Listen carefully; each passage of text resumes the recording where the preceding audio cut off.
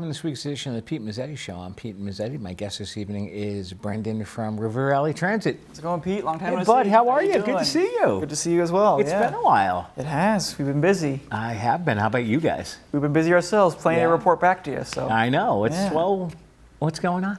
Yeah, well, I guess a good place to start would be our. We're very excited to announce that on October 8th we launched our Tap and Ride pilot in River Valley Transit, and so. What that is, we're pretty excited. It's a statewide program, so we thank DOT for the support on this, for choosing us as their pilot. But this is a state program that adds contactless payment devices. We call them fare validators in all the buses, all the fixed route buses. Okay. So in English, what that means is it's a little box you'll see right next to our fare boxes on the bus that now you can just tap a credit or debit card onto the bus to pay. So instead of having to find your exact change or go to the office and buy a ticket, a paper ticket, or our token transit app. Instead, you can use debit or credit cards. And one thing I want to get out of the way, first of all, is that there's no change to existing fares. So if you prefer to pay with a ticket, if you prefer to pay with cash, token transit, those are all still available options. This is just an additional option that it's kind of cool because you see this kind of technology in bigger cities, right? So you see it in Boston recently, and in their T system and bus system added this technology. In New York, the Omni system, where you just tap a card. So I think we're the first, believe it or not, the first transit district in the entire state to get that technology, which is pretty cool. Cool. So we're the pilot for the program. If it goes well, if people like the service, if things go well, it could even be a statewide implementation potentially. So so the end goal, is to see fares be unified across the state and have it be a very simple process. That way, if you're hopping on one bus in our region, if you go to, let's say, New Haven, for example, it should be a seamless transfer, Most riders don't care about who's giving them the service. They just want to know, can I get to A to B, right? You can work with River Valley Transit, CT Transit, Southeast Area Transit in New London. It doesn't matter to them as long as they're getting on seamlessly throughout the system. So I know the state is very interested, and we've been working with them on that to try and have a much more statewide unified fare structure. And these devices are a first step in that direction because they could work anywhere. And so it's not just us who are getting them. We have ours installed, but CT Transit Meriden Division, so all the Meriden routes at the Meriden train station, they also have these devices. And so that was important because they wanted to see how do the transfers work. Because part of this technology is if I use a debit card, I tap on, let's say I start my day in Meriden, I tap on that first bus, I get to the train station, I then hop on our bus. If I use that same card, I get a free transfer between the systems and vice versa. And so that's a pretty cool thing, and that's something that we'll be seeing. If it goes statewide, you'll see those free transfers. And right now, and you'll be seeing it right now for folks who are taking the Meriden bus to Middletown and vice versa at the Meriden train station. So that's pretty exciting, and I think it bodes well for the future of fares. I'll also mention too, there's lots to talk about with this system. It's kind of cool. It actually has cost-saving measures involved as well. So how it works is it's called fare capping. And what that means is, it's kind of like how it sounds. It basically puts a cap on the amount of fare someone will pay in a given day, in a given month. So what that means, it's all tied to your debit card. So let's say I pull up my debit card and I start my day in Meriden, $1.75, that's the fare. I get in the bus, I get a free transfer to Middletown, and then I hop on another bus. Well, if my second tap that I'm being charged, it'll recognize that's your second tap for the day, and it'll say, wait a minute, you've paid $3.50. That's a day pass price. So it'll give you a day pass the rest of the day. So if you tap twice and get charged twice, so you get $3.50, the rest of the day you can ride for free. It'll give you the best deal automatically. So instead of having to say, I want to go out on your own volition and buy an all-day pass, you don't have to do that with these cards. It will calculate it for you when you do that. So that's pretty nice, because maybe some days you don't know if you're going to need an all-day pass or not, but it'll always give you the best deal. That also includes monthly passes. So let's say you're a frequent user, use it every day or most days or many times a week, and let's say our monthly pass is $52.50, which is actually one of the cheapest in the state, but it's still a lot of money. So it's a big chunk of change to dole out once a month in one lump sum. But let's say, for example, you use the bus a lot. Let's say by the 21st of the month, you just happen to have spent $52.50 through all your taps, your day passes, all those charges. It keeps track of that. So when you hit that $52.50, it'll say, oh, wait a minute, this person's paid the monthly pass, and now that card gives you a monthly pass for the rest of the month. So you can ride for free for the remaining 8 or 9 days, or whenever you hit that cap. So that's what fare capping is. I hope I explained that well. It's kind of complicated, but basically it'll give you the best deal you can without having to actually go out and buy the monthly pass or buy an all-day pass. It will just keep track of it for you and give you the best deal you can. Nice. Yeah. And how are things going with the Token Transit app? Yeah, so that's another great app too. So Token Transit is actually one of our most popular ways to pay. Yeah. I don't know the exact numbers, but something between 15 to 25% of our rides now are actually coming from Token Transit. Oh, wow. And what that is, that's an online app that was kind of the only way you could pay for transit in our systems with a debit or credit card before these readers was Token Transit, because it's an app that allows you to attach a credit or debit card, and then you can buy online passes. So it's kind of like, instead of having to go to the ticket vendor and getting a ticket or paying with cash, you can attach a credit and debit card. That's what folks were doing before. Right. And some folks still might do that because they might like that platform, and that's great. But this new tap and ride is even easier because you don't even have to create an account. You can literally just go up and tap a card. There's no like pre-setting an account, or you can just go in any card. There's no registration required. You just tap your card, and that'll just let folks know too. It's a credit or debit card, but it's also other cards as well. It can be like a Apple Wallet, Google Pay, like all like the online kind of things. It'll read those. Cool. It'll also read some Cash App cards and some other cards. So as long as it's a Visa or Master branded card, MasterCard or Visa branded card, it will read it and it will work. And we're also working to get Amex and Discover as well pretty soon too. So about 95% of the cards out there, these devices could take. Wow. So it should work for you, pretty well. So it's pretty exciting, and like I said, there's some statewide implications, which is pretty cool. And obviously, this is just a pilot program to see how it goes. Yeah, this is a pilot program, but for us, it is and it isn't, right? So it's a pilot for the state. So what they're going to do is we launched in October, early October. We're starting to already see taps. We can see people are using it, and what the state will do is they're going to take all the data, all the transfer data. We did customer focus groups before. We did operator focus groups before we even launched to hear their opinions on it, what they wanted, the branding, that kind of thing, their input. But we're also going to do it during, so in a couple of months we'll also do a customer focus group. We've already collected surveys, we'll collect more surveys, kind of see how people are liking this service. Are there any problems? Are there concerns? We're trying to address those. And all that information, all that data will be collected by DOT, and this is through a U.S. Department grant, so they're going to actually be reporting back to their grantees to let them know how it did. And if it goes well, there could be additional rounds of funding to expand into other transit systems across the state, and then it could proliferate from there, hopefully. So, I mean, it's not a guaranteed thing. It has to see how it works. We have encountered there's been some challenges for sure. Some of the devices are, can be a little finicky sometimes, but we've got them mostly back online, and most of them are working well now. So, but it's a pilot, so it's new for us, and we appreciate folks being understanding about that. But I will say, the vast majority of the units are working fine, and we haven't had too many problems. But every once in a while things will pop up. Right. That's part of the learning process, and that'll get smoothed out as we go. So it is a pilot. But I will say it's a 6-month pilot, but devices are staying on. We're not taking them off after 6 months. So they'll take 6 months worth of data, but they'll remain on our buses because we're not going to get rid of them. It's good technology, and we're going to keep it on. So it's a pilot for the data collection for DOT, but for us, these are our devices now. So we'll have them going forward. Cool. Yeah. Now, let's talk about the Extra Mile expansion update. Sure, yeah. So on May 28th, we launched a bunch of new service. It was our biggest expansion of service. I don't want to say ever, but it was a massive launch of service. That's right. Because we launched both the governor's fixed route expansion and the microtransit expansion on this. It was a very big undertaking for a big day. I'm happy to say that it's going well. So this Extra Mile program, a little background. I know you've used Extra Mile before. It's an on-demand service. Right now, the main zone before this was in Old Saybrook, Essex and Westbrook, and I know you've used it before. And it's $1.75, and it's basically like an on-demand kind of Uber or Lyft. It picks you up and it takes you wherever you want to go in a certain zone. It's very popular.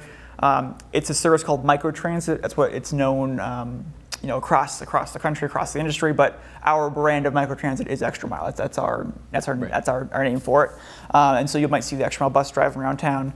And that bus does very well. Lots of ridership. A lot of people love it. It's super convenient, right? It's a same-day on-demand service. So I can pull up my phone right now and book a ride, and it will come here in 10, 15 minutes and pick me up and go where I want to go. So for $1.75, you can't beat that. So people will definitely use that. And so this is an expansion of 3 new zones. So we had Old Saybrook before, and we had Middletown, which was kind of a pilot, reduced hours. But with this grant, with this money through DOT, which again we appreciate, we applied for it and we received it.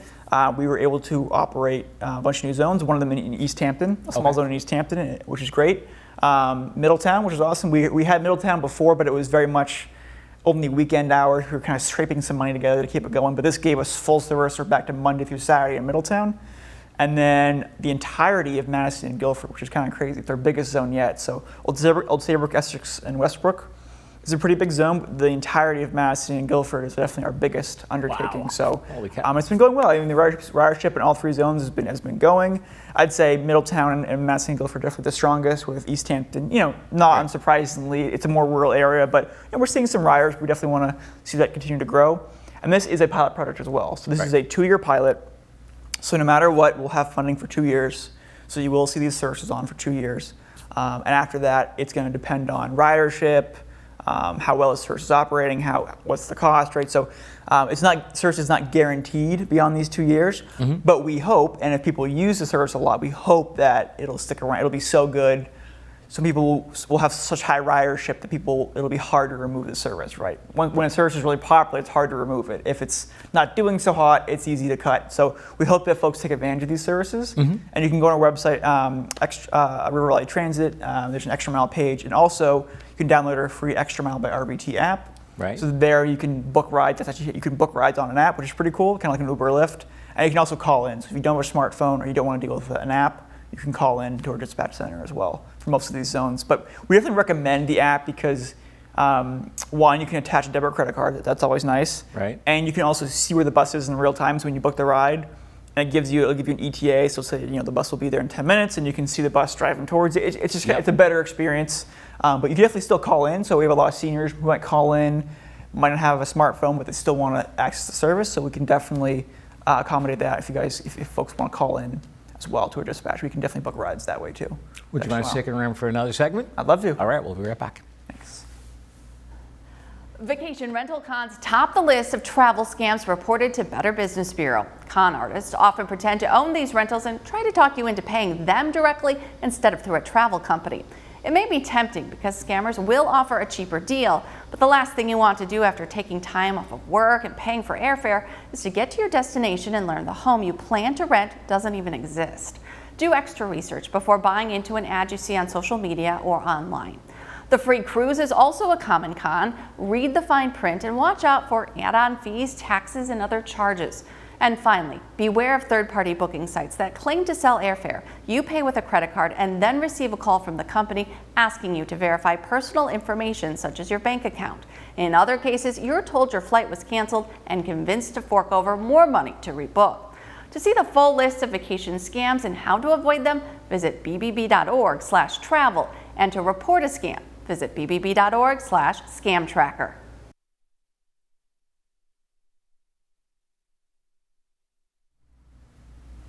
Welcome back to this week's edition of the Pete Mezzetti Show. I'm Pete Mezzetti, sitting here with Brendan from River Valley Transit. Welcome back. Good to see you, Pete. Thanks for sticking around. Yeah, of course. Absolutely. Now, let's talk about the fixed route service span. Sure, yeah. As I mentioned in the previous conversation there, on May 20th, we launched more service as well. And so we talked about Extra Mile, but then this is our second half, which is our fixed route expansion, so our traditional bus route system. So we launched, again, through the governor's budget, which we appreciate. We got a good chunk of change to increase our service span, which means the hours the bus runs, right? So sometimes you can increase frequency, sometimes you can increase this, and we applied for all of that, but we received money for span, so longer duration of service.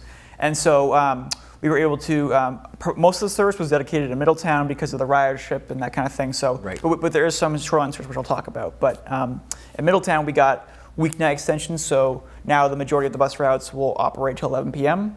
Before, some of them ended at 7, some went to 11. Now pretty much all of them go to 11 p.m., which is great. So that's awesome. Saturday night as well. So as before, all the buses ended at 6 o'clock on Saturday. Now they end at 11 o'clock. So again, more access. And then most excitingly, Sunday service. We hadn't had Sunday service in either zone, either in Middletown or in the shoreline. And I'm happy to say that we now have Sunday service in Middletown and even some in the shoreline. So in Middletown, we have our bus routes going from 8 to 6 p.m. And then in the we have the 641 bus route, which is our most popular bus route in the Shoreline. The route for folks who might see it, it's the big buses in the Shoreline that go from Madison to Old Saybrook and back. Those are very popular and really good ridership, and that's on Sunday as well.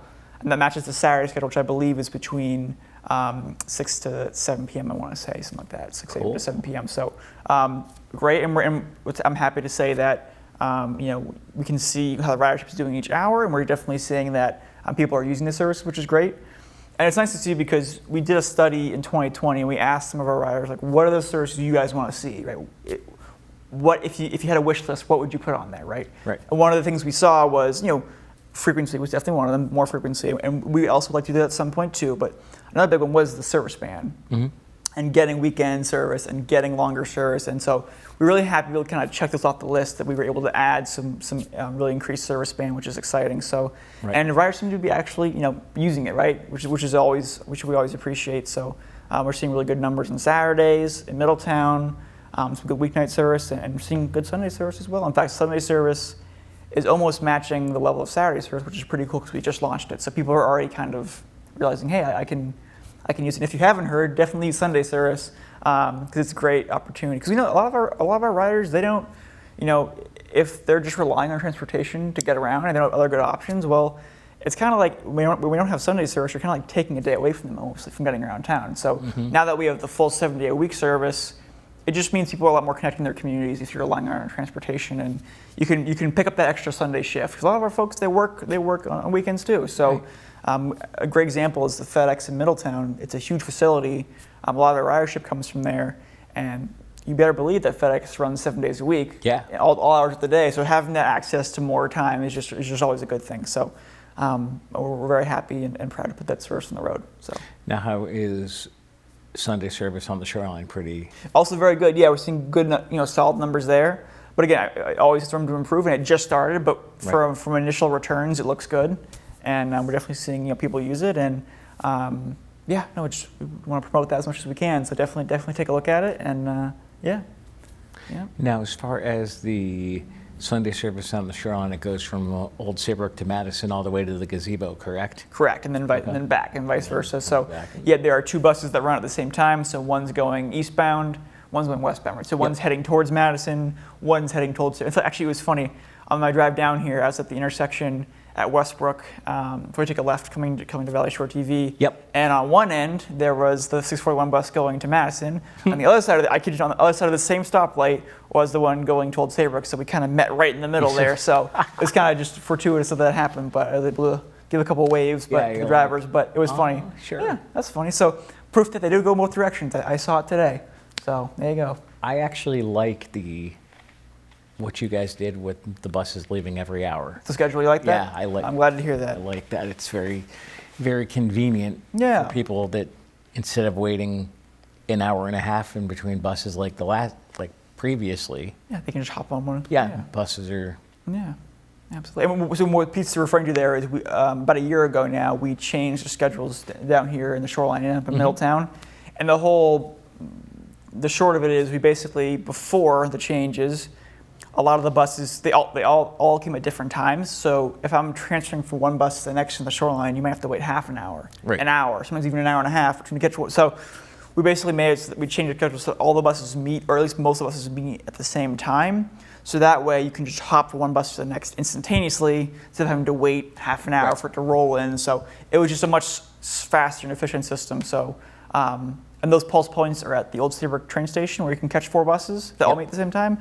And there are 2 buses you can catch that are ours in the Scranton Gazebo, and 1 bus that's a CT Transit bus in New Haven. So we have 2 kind of hubs, one in the Scranton Gazebo, one in Old Saybrook, and that 641 bus route serves both of those. That's what it goes between. So. And now let's talk about bus stop enhancements. Yeah, no, I'm really excited about this project. So again, another state project that we're involved in, which we're happy. We've been in a lot of state projects. We're happy to be because that's where a lot of good resources and a lot of ways to improve our district. Right. This one's pretty cool. So this one's about improving the bus stop experience for riders. Right. So making sure that that we have proper bus stops, bus shelters, amenities, lighting, signage, you name it. Right. And so for folks who don't know, a good sort of level setting is that our current system, you might see bus stops around and you'll see even bus shelters around too. But technically, we are actually not a traditional bus stop system. We are what's called a flag stop system, Right. which means that you can actually wait anywhere. So in a traditional bus stop system, you'd have to wait at a designated stop sign, Right. and then catch on the bus. And the bus will know to stop there. In our system, which is a flag system, which is common in some rural areas, you actually can pick up the bus anywhere you want on the bus route. So we give time routes and some stops to kind of help people get organized, but technically, you can get picked up wherever you want. Right. So what this process will do is this will help give us more amenities for people waiting on the route. So, for example, bus shelters. So Yes. the first kind of thing we're doing is in Middletown. We've located 5 locations that would be good for bus shelters. These are high ridership locations where there's a lot of shift work. One actually is FedEx. So FedEx is one of the examples. We have one in FedEx.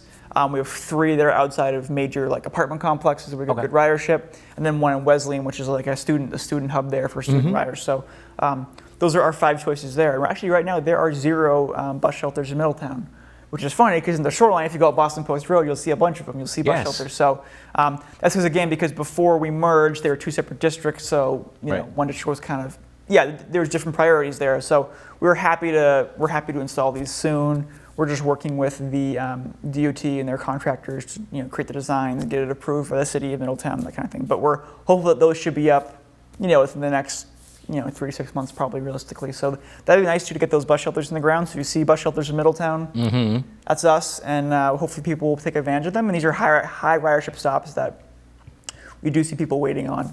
And I'll also mention this bus stop enhancement program is kind of a good precursor to a I'd say short to medium term goal of we would like to transition the system. As I mentioned, we are a flag stop. We want to become a traditional bus stop system. Right. So the end goal of this is to be a system where there will be hundreds of bus drops across the county where you can go and wait and catch the bus and where our routes go. So that is the end goal. That will certainly take time for planning out where their stops go, making sure they're safe, getting them permitted, getting them installed. It will take some time, but I'm excited. But I'm excited to work on it because I do think there are a lot of safety benefits, right? Because right now, you or me could get on the bus, wait for the bus anywhere on the bus route. Well, some places on the bus route aren't that safe to wait. Yeah, no kidding. We have people waiting. We've had some funny, not funny, but scary, but also funny. Some sort of people waiting at guardrails on on 81. There's or people on highways and picking up. So we want to be very clear that we will only pick people up in a safe location, right?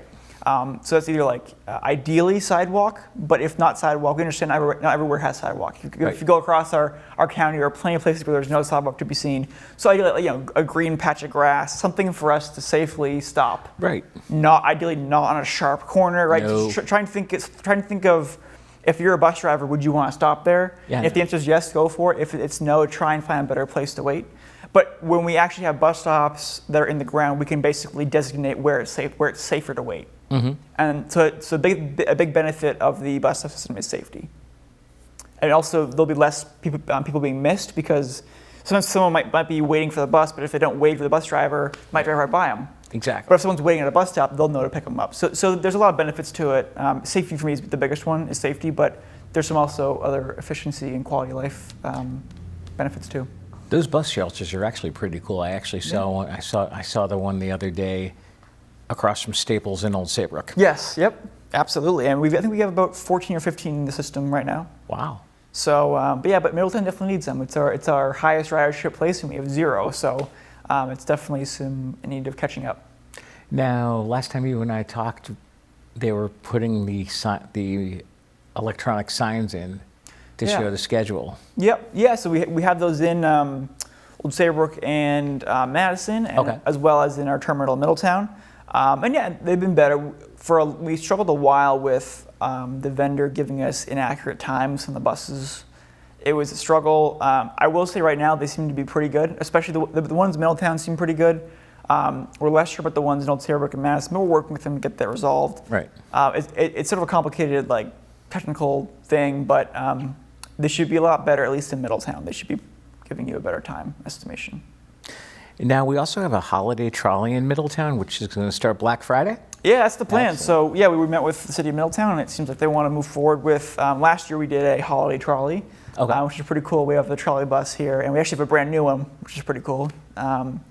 And so we'll be running that around. You know, it's fun. We put like holiday decorations up there, lights and ornaments and on the bus. And it's like a short loop around Middletown. And the whole thing is we stop at parking lots and go through the main street. Okay. And it's kind of designed to connect people. Let's say like, you know, you want to shop in downtown Middletown for Christmas gifts or whatever, and you drive into a parking lot, get off, and here's this bus, and you can hop on with your kids, and it's kind of fun. The kids do love it, you know, the ornaments and the music and the lights, and it's just kind of a fun thing. People hop on, and also if it's a cold day, if it's, you know, a cold New England day, you might want to hop on the bus, get some warmth, and catch you to one end of Middletown to the other. So it's sort of meant to be sort of a fun holiday trolley, but also connect you to shopping centers and parking lots. It's supposed to be, you know, a bit of an economic development kind of driver as well. So yeah, but also just a fun thing that the city likes to do. So Neat.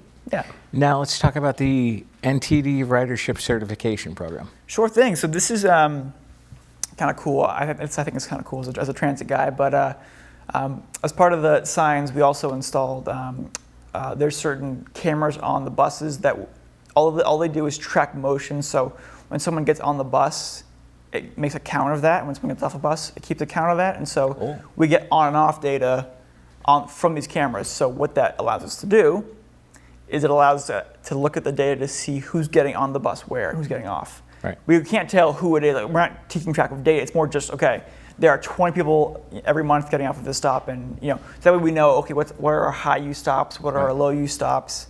You know, what can we do to improve low use stops? Or, you know, it's good for our planning efforts. If we ever to make route changes, we know, okay, well, we can't change this stop because we have, you know, 200 people using it a month, so we better not change that stop. So it's just useful for us to know kind of where our stops are going.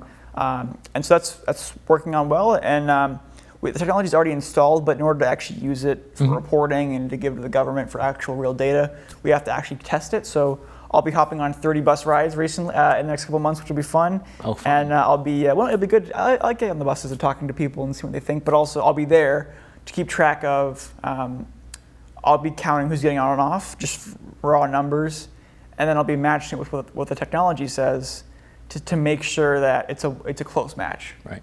So we have to hit within a 95% threshold. As long as it's close, we can then be certified those machines that they're good enough and they can be used for our ridership collection, which again is helpful for our planning efforts. So cool. Definitely a good thing. Brendan from River Valley Transit, we're out of time. Thanks for some All right, time. thanks We'll so much, see Pete. you I again soon. appreciate it. Yeah, thank you. You got it. On behalf of Appreciate it. Brendan, I'm Pete Mezzetti. Thanks again, night. We'll see you next time.